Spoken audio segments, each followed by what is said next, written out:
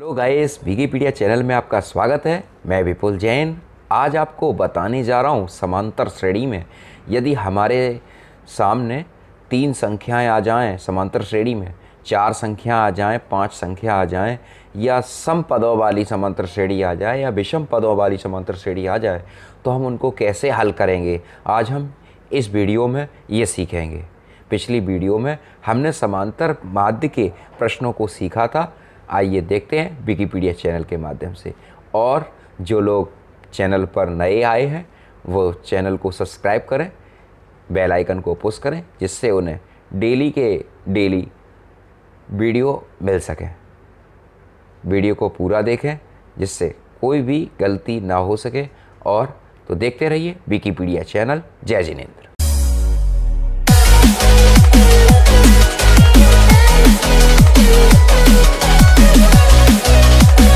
यहाँ देखिए फ्रेंड्स, यहाँ देखिए समांतर श्रेणी में यदि 3 संख्याएं, यहाँ लिखा है यदि 3 संख्याएं समांतर श्रेणी में हो तो ये पद हम मानेंगे a minus D a plus D.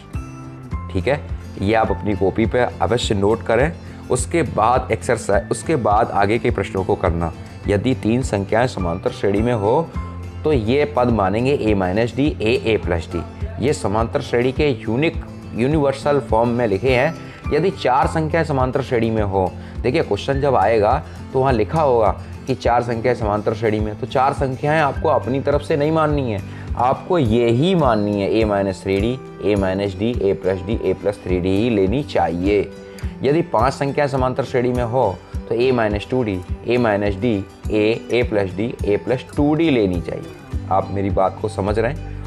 ठीक है। अगर किसी सम पदों वाली समांतर श्रेणी में पदों की संख्या 2n हो, 2n लेनी चाहिए। किसी सम पदों वाली समांतर श्रेणी में पदों की संख्या 2n लेनी चाहिए। इसमें nवां पद तथा n प्लस 1वां पद 2 मध्य पद होंगे। ठीक है, nवां पद होगा और n प्लस 1वां 2 मध्य पद होंगे। और 5वां पॉइंट इन्होंने दे रखा है, यदि किसी विषम पदों वाली समांतर श्रेणी में पदों की संख्या 2n प्लस लेनी चाहिए। इसमें n प्लस 1वां पद मध्य पद होगा। देखिए डियर स्टूडेंट्स, जो भी इस वीडियो को देख रहे हैं, पहले इन पॉइंटों को आप नोट करिए और लर्न करिए। ठीक है, बिना याद करे ये आप नहीं कर पाओगे, क्योंकि एग्जामिनेशन में अगर आप ये संख्याएं भूल गए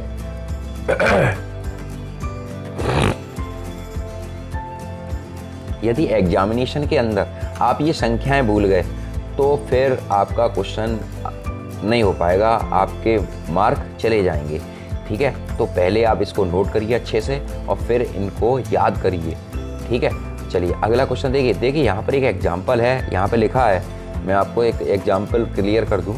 यहाँ लिखा है किसी समांतर श्रेणी के 3 क्रमागत पद आ गया। 3 क्रमागत पदों को ज्ञात करो जिसका योगफल 27 और गुणनफल 720 है। तो 3 संख्याएं, 3 क्रमागत पद यही हैं, a minus D a plus D. देखो ये लिखा है a minus D a plus D. यहाँ देखिए a माइनस डी, इनका लिखा है जिनका योगफल कितना है 27। तो तीनों पदों को उठा के जोड़ दिया इन्होंने, 27 आ गया।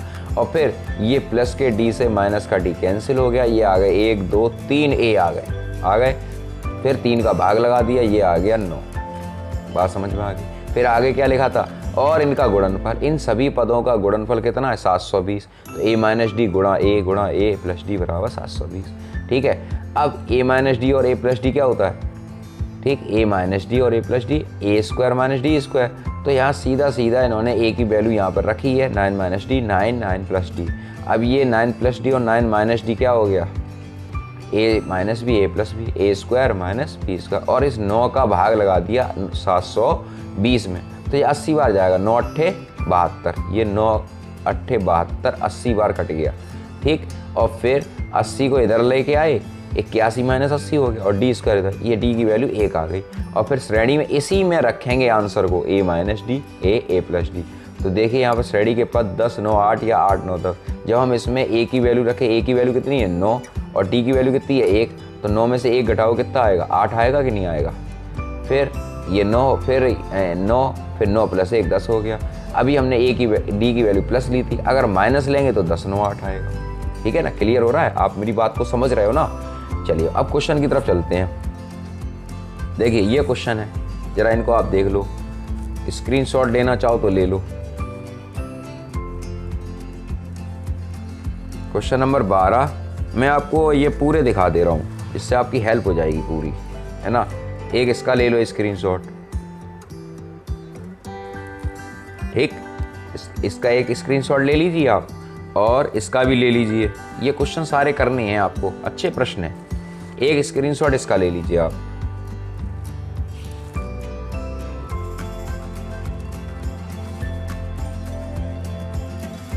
अब लीजिए।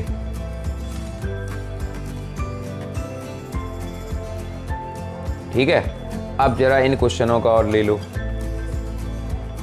किसी समांतर श्रेणी के ये क्वेश्चन नंबर 12, 13, 14, 15, 16, 17, 18 ये इन प्रश्नों का लो। अब इसके बाद हम सॉल्विंग कराते हैं आपको।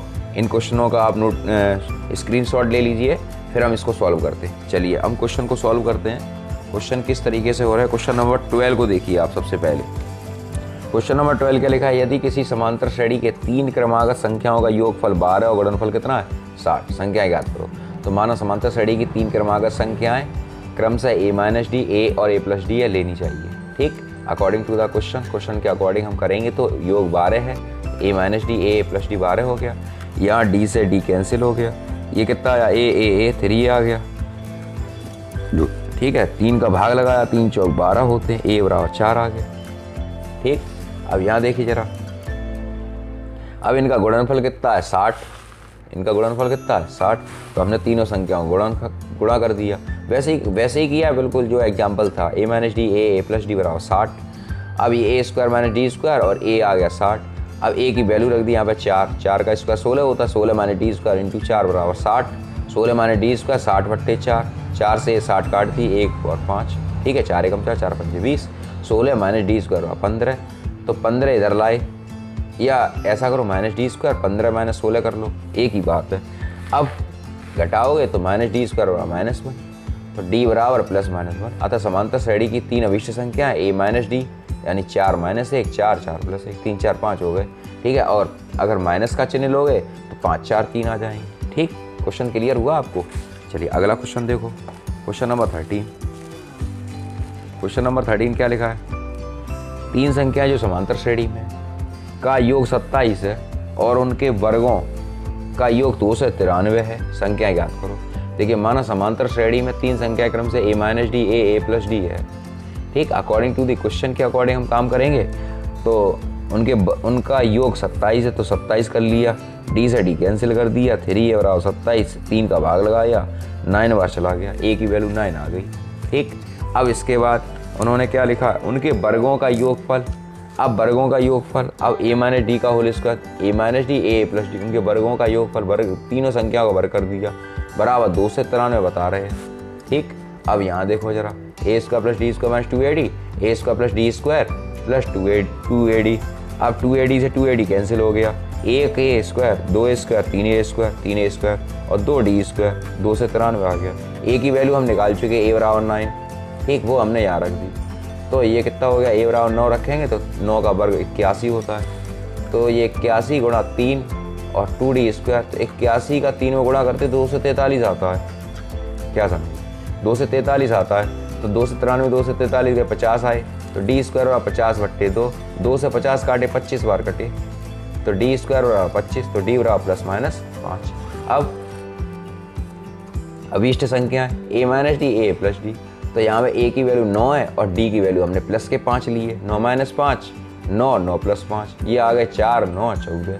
अगर आप d की वैल्यू -5 लोगे तो आपको पहले मिलेगा 14, फिर मिलेगा 9, फिर मिलेगा 4। ठीक, अगला क्वेश्चन जो है, एक समांतर श्रेणी है के 3 पदों को ज्ञात करो जबकि उनका योग 12 है तथा उनके घनों का योग 2 से 88 है। तो ये क्वेश्चन मैंने होमवर्क में डाला है, इसे आप कर लेना। ठीक है, वहाँ हमने पहले वर्ग किया था, अब यहाँ पर घन हो रहा है, बस अंतर इतना ही है।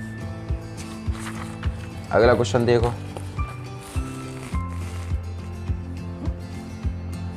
क्वेश्चन नंबर 15 लिखा क्या है, 4 संख्याएं समांतर श्रेणी में है, बाह्य पदों का योगफल 8 है और मध्य पदों का गुणनफल 15 है, संख्या क्या है।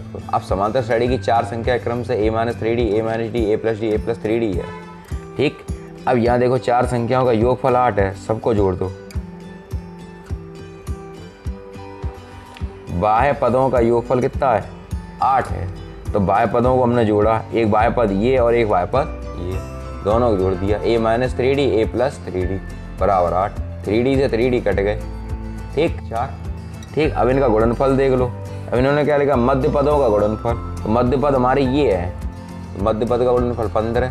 तो a square minus D square हुआ 15, तो a स्क्वायर हुआ 4 इसका, 4 माइनस डी स्क्वायर हुआ 15। 4 का वर्ग होता है 16, 16 माइनस डी स्क्वायर बराबर 15, माइनस डी स्क्वायर हुआ 15 माइनस 16 माइनस 1। ठीक है, तो d बराबर प्लस माइनस 1 आ गया। अब यहाँ देखो जरा, जब d बराबर 1 धनात्मक है, अतः अभीष्ट संख्या a minus 3d a minus D a plus 3d। अब a की वैल्यू कितनी है? 4 यहाँ रखा, और d की वैल्यू हम पॉजिटिव ले रहे हैं 1। मैंने लिखा ना 1 धनात्मक, तो 4 माइनस 3 4 माइनस 1 4 प्लस 1 4 प्लस 3, तो ये आ गया 1 3 5 7। अगर ऋण लोगे, d बराबर माइनस 1 ऋणात्मक है, तो a minus 3d a minus D a plus 3d। तो 4 minus 3 into minus 1 4 plus 3, 4 into minus minus plus 4 minus minus plus हो जाएगा, 4 माइनस 1 4 माइनस 3, तो ये हो गया 4 प्लस 3 7 4 प्लस 5 4 माइनस 1 3 और 4 माइनस 3 8। ये आ गया 7 5 3 1। ठीक है, अगले क्वेश्चन की तरफ चलते हैं। देखिए नेक्स्ट क्वेश्चन, क्वेश्चन नंबर 16। 32 को ऐसे 4 भागों में विभाजित कीजिए कि वे समांतर श्रेणी में हो। पहले और चौथे एक पद का गुणनफल एवं दूसरे और तीसरे गुणनफल में 7:15 का अनुपात हो। ये क्वेश्चन थोड़ा सा डिफरेंट है और क्वेश्चनों से। ठीक है, पहले समझ लीजिए, 32 को ऐसे 4 भागों में विभाजित कीजिए कि वे समांतर श्रेणी में हो। पहले और चौथे का गुणनफल एवं दूसरे और तीसरे के गुणनफल में 7:15 का अनुपात हो। चलिए यहाँ करते क्वेश्चन। माना समांतर श्रेणी के 4 पद a minus 3d a minus D a plus D और a प्लस 3d है। ठीक है, अब यहाँ देखो 32 है, इन सभी पदों का योगफल कितना है? 32 है। तो हमने इनको सबको जोड़ा, a minus 3d a minus D a plus D a plus 3d। तो 3d से 3d कैंसिल हो गया, d से d कैंसिल हो गया। जो वैल्यू हमारे पास बची 4a बराबर 32, तो ये घटा 4 8 या 32 होते हैं, a की वैल्यू 8 आ गई। ठीक, फिर इन्होंने क्या लिखा है? पहले और चौथे का गुणनफल। अब पहले और चौथे का, पहले और चौथी संख्या जो है वो a माइनस 3d है और a प्लस 3d है, तो पहले और चौथे का गुणनफल कर दिया। फिर इन्होंने लिखा था दूसरे और तीसरे का गुणनफल अनुपात में, दोनों का अनुपात कितना आ रहा है? 7:15 आता है। तो यहाँ देखो जरा, a minus 3d a plus 3d, ये हो गया a square minus 9d square, और ये हो गया a square minus D square. ठीक है, दोनों का अनुपात में हमने लिख लिया। फिर इसके बाद a की वैल्यू हम 8 निकाल चुके हैं। ठीक, वो हमने यहाँ रखी, 8 8 64 minus 9d square, 8 8 64 minus D square, 7/15 आ गया। अब यहाँ देखो कैंची का गुणा किया, 15 इंटू 64 माइनस 9d स्क्वायर बराबर 7 इंटू 64 माइनस डी स्क्वायर। अब यहाँ देखो जरा, इधर देखिए, 15 गुणा 64 माइनस 9d स्क्वायर बराबर 7 64 माइनस डी स्क्वायर।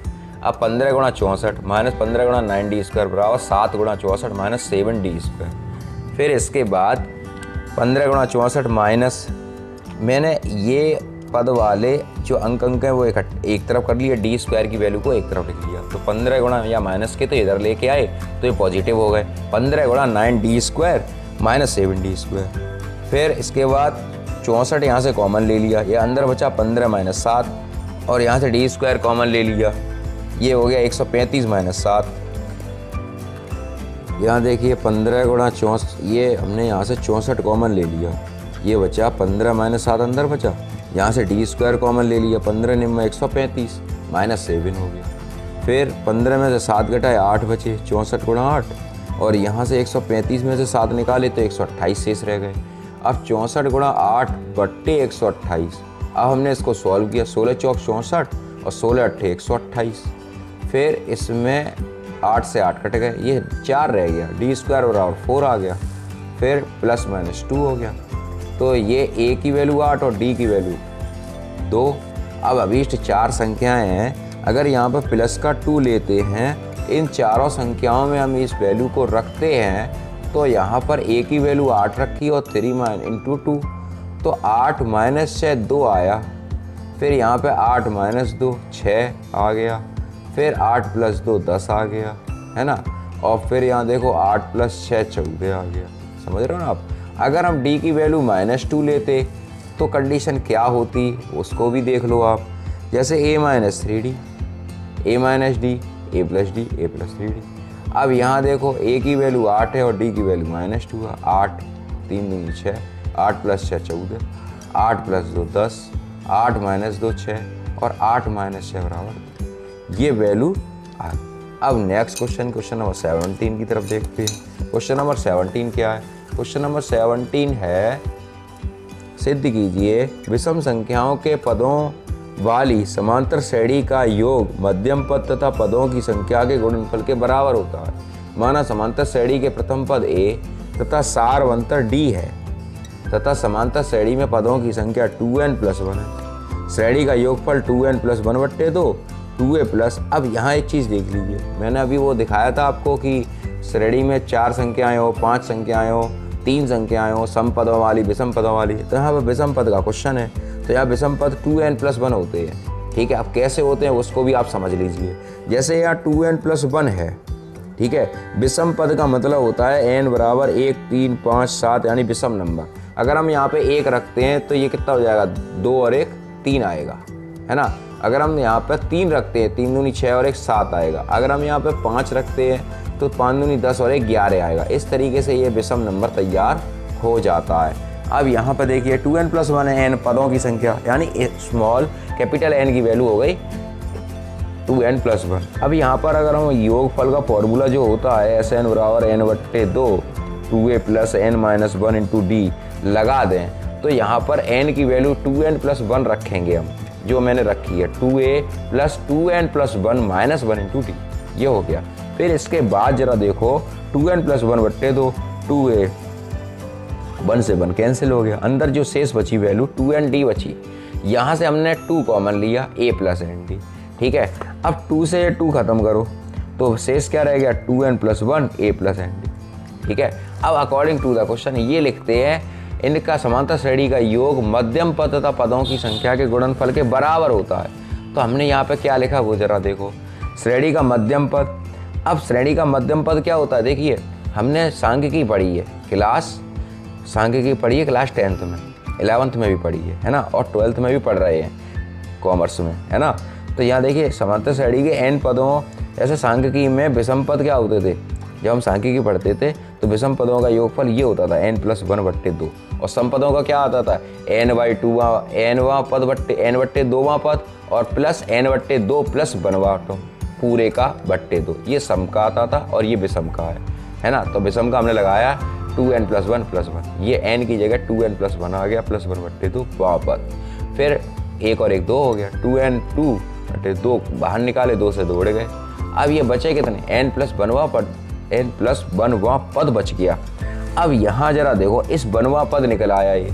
अब हम tn+1 का फॉर्म लगाएंगे, tn+1 बराबर a + n - 1 × d, ये वैल्यू लगाएंगे इसमें। तो a + n+1 n+1 - 1 × d, ये हो गया 1 से 1 कैंसिल हो गया a + nd। ठीक है, अब मध्य पद गुणा पदों की संख्या, मध्य पद और पदों की संख्या बराबर a + nd × 2n+1। अब यहाँ जरा देखो श्रेणी का योगफल बराबर मध्य पद गुणा पदों की संख्या, ये चीज़ दोनों बराबर होनी चाहिए। ठीक, अब मध्य पदों की संख्या an + d और 2n+1 है और श्रेणी का योगफल कितना आया 2n + an + d, यानी दोनों वैल्यू एक समान आ रही हैं, अतः यह हुआ क्वेश्चन सही है। अब यहाँ जरा देखो, देखिए जरा ये मैंने क्वेश्चन होमवर्क में डाला है। ठीक, सिद्ध कीजिए सम संख्याओं के पदों वाली समांतर श्रेणी के 2 मध्यमानों का योग पहले और अंतिम पद के योग के बराबर है। तो मैंने समांतर श्रेणी के सम पदों वाली संख्या 2n है, ठीक, जिसमें प्रथम पद a और सारवंतर d है। इस श्रेणी के मध्य पद क्रम से nवां पद और n+1वां पद होता है। अब दोनों आप निकालेंगे, फिर इसके बाद आप विषम वाले क्वेश्चन से हेल्प लेके आप इसको सॉल्व करेंगे। ठीक, अगला क्वेश्चन देखिए, क्वेश्चन नंबर 19। क्वेश्चन नंबर 19 क्या कह रहा है, इसको जरा देख लीजिए। देखिए बहुत अच्छा प्रश्न है, इम्पोर्टेंट है, 1-2 बार आ भी चुका है। यहाँ देखिए, यदि n पदों वाली 3 समांतर श्रेणियों के योग S1 S2 S3 हो, इनके प्रथम पद 1 2 3 और सारवंतर 1 3 5 हो, तो सिद्ध करो S1 S2 S3 बराबर 3/2 3n+1। ठीक, प्रश्न ये है। अब प्रश्न को समझने की कोशिश करना। देखिए यहाँ पे लिखा है माना समांतर श्रेणी के 3 समांतर श्रेणियों के योग S1 S2 S3 है। तो हमने लिखा माना समांतर श्रेणी का प्रथम पद A और सारवंतर स्मॉल d है। According to the question S यहाँ प्रथम समांतर श्रेणी का प्रथम पद कितना है 1 और सारवंतर कितना है 1 और श्रेणी का योगफल S1 है। मैंने तीनों वैल्यू को लिखा, लगाया S बराबर n/2 2a + n - 1 × d। यहाँ पर a बराबर 1 रखा, d बराबर 1 रखा और s की जगह S1 लिखा।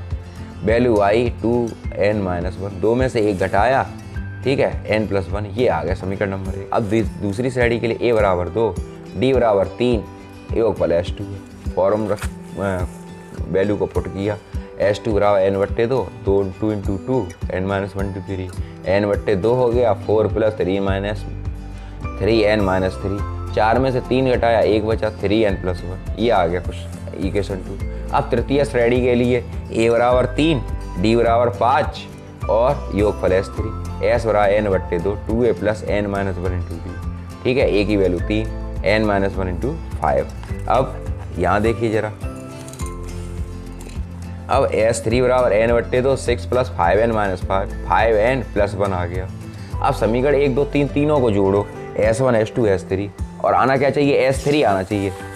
ठीक, n/2 n+1 + n/2 3n+1 + n/2 5n+1। सबके पास 2 हर में है तो LCM 2 हो जाएगा। फिर इसके बाद n का गुणा इसमें कर दिया n² + n, फिर n का गुणा इसमें कर दिया 3n² + 3n, फिर n का गुणा इसमें कर दिया 5n² + n। अब 5 और 3 8 और 1 9 हो गए और 1 2 3n हो गए। यहाँ से हमने कॉमन निकाला 3n/2 3n+1, ये आंसर है।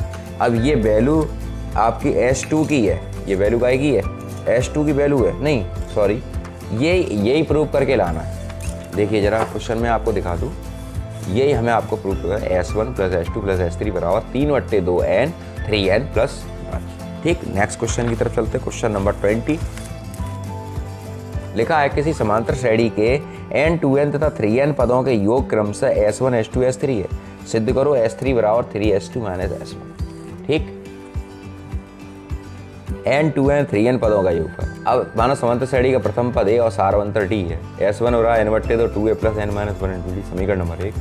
S2 बराबर 2n/2 2a + 2n - 1 × d, समीकरण नंबर 2। और S3 बराबर 3n/2 2a + 3n - 1 × d, समीकरण नंबर 3। अब प्रूफ ये करके लाना है S3 बराबर 3S2 - 1, यानी S2 और S1 की S2 में से S1 की वैल्यू घटा दें तो हमें S3 मिल जाएगा। ये वो बात कह रहे हैं। हमने राइट हैंड साइड उठाया 3S2 - S1। अब यहाँ देखिए 3 S2 की वैल्यू है n 2a + n - 1 × d और S1 की वैल्यू है n/2 2a + n - 1 × d। अब यहाँ ज़रा देखिए कॉमन क्या है, कॉमन चीज़ क्या है यहाँ पर देखिए n का हमने गुणा, सबसे पहले हमने LCM लिया, सबसे पहले क्या किया, LCM लिया, फिर इसका इसमें गुणा किया 2n 2a + 2n - 1 × d -n 2a + n - 1 × d। अब इसके बाद 2 × 2a 2 × 2a + 2 × 2n - 1 × d -2a -n - 1 × d। हमने क्या किया, यहाँ से n कॉमन ले लिया तो अंदर ये 2 का गुणा इसमें कर दिया, फिर 2 का गुणा इसमें करिया, फिर 2a, ये वैसा का वैसे ही लिखा है, माइनस का -2a और माइनस प्लस -n - 1 × d। फिर 2 दूनी 4a + 2 दूनी 4n d -2d -2a -nd + d। अब यहाँ देखो 4a में से 2a घटाए, कितने बचे, 2a। ठीक है, और 4nd में से nd घटाया 3nd और 2d में से 1d घटाया -d। अब यहाँ देखो जरा 2a + d कॉमन ले लिया 3n - 1 3/2 और ये वैल्यू काय की है, S3 की है। देखो जरा S3 की वैल्यू है कि नहीं है। S3 बराबर क्या लिखा है, S3 का 3n/2